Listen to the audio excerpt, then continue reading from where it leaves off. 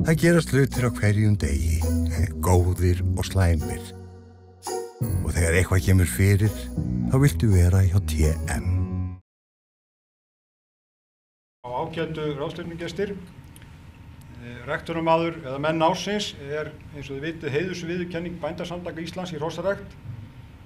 Valið fer þannig fram á grunni kynbótum og sýninga ársins tilnefnir fagráð í hrossarækt þá hrossaræktendur sem hafa þótt skara fram úr á árinu og velu síðan úr hópnum verðlaunahafan. Þeir þættir sem fagráð í hrossarækt leggur til grundvallar við val á búunum fjöldi sýndra hrossa, meðalaldur og meðalengun og þar að auki þá tekið sérstakt tillit til afkvæmahrossa eftir ákveðnum reglum þar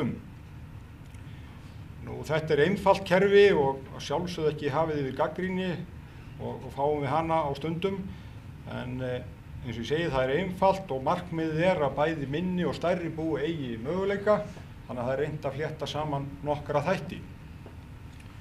Ég ætla að fá hér upp til hans Kristins þau bú sem voru tilnefnd að þessu sinni og hann ætlar að veita þeim hér viðurkenningarskjal auk þess sem nýja hrossaræktarbókin fylgir með að þessu sinni.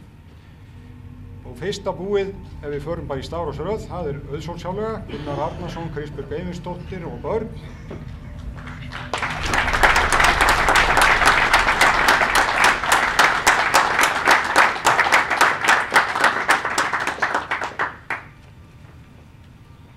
Og næst í röðina kemur Árbæjarhjáleiga, Kristinn Guðnason, Marílan Típen og dætur og ég býst að dæturnar komið og taki við skjalinu fyrir búið. Eiga sjálf ekki minni þátt í verðlaununum heldur en foreldrarnir.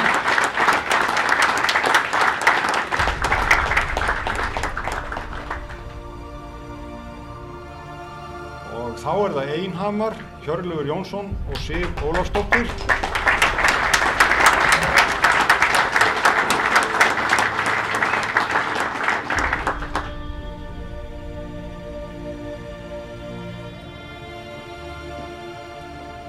Þá það Hlemmiskeið 3, Árni Svavarsson og Inga Birna Ingólfsdóttir.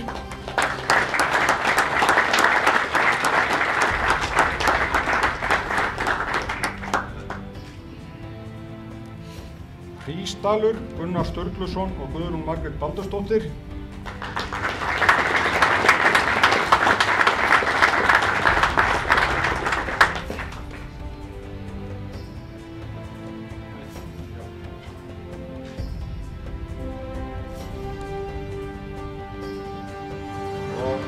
Jaðar, Agnar Róbertsson og Kristbjörg Kristinsdóttir.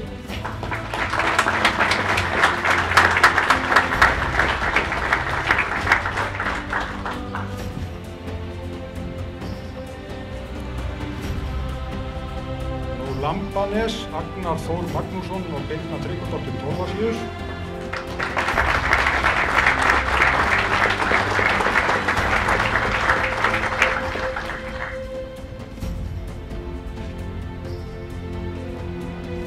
Miðás, Gísli Sveinsson og Ásta Berghildur Ólafsdóttir.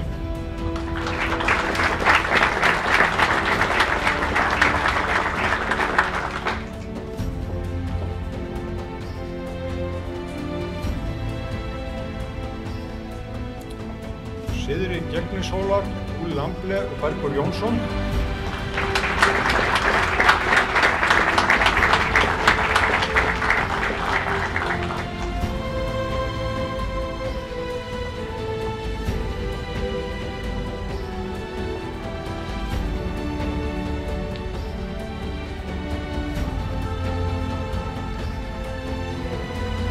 Torfunes, Baldvin Kristinn Baldvinsson.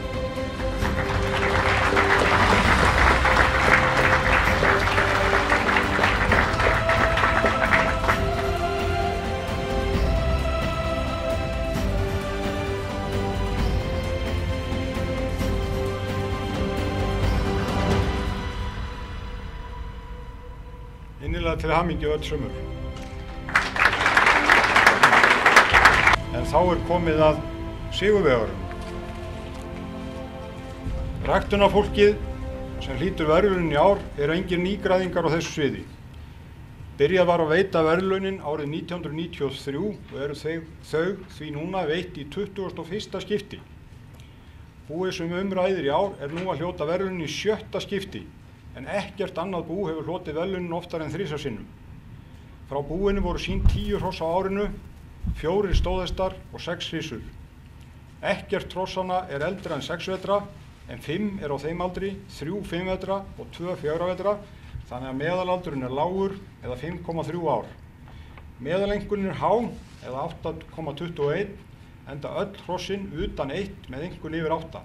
Og þetta eina aðeins rétt undir þeim mörkum og þar ekki 4 vetra gamalt og því bráðefnilegt sem slíkt. Öllum má ljóst vera árangur sem þessi næst ekki nema samanfari, hellingur af heppni, útsjónarsemi meirinn í meðallagi og fádæma atorka. Ef ég skelli hér upp á skjáinn mynd af 3 efstu hrossunum frá búinu, þá má öllum vera ljóst að ræktunarmenn ársins 2013 eru Gunnar Arnarsson, Kristbjörg Eyvindsdóttir og börn í Auðsólfsjálflegu.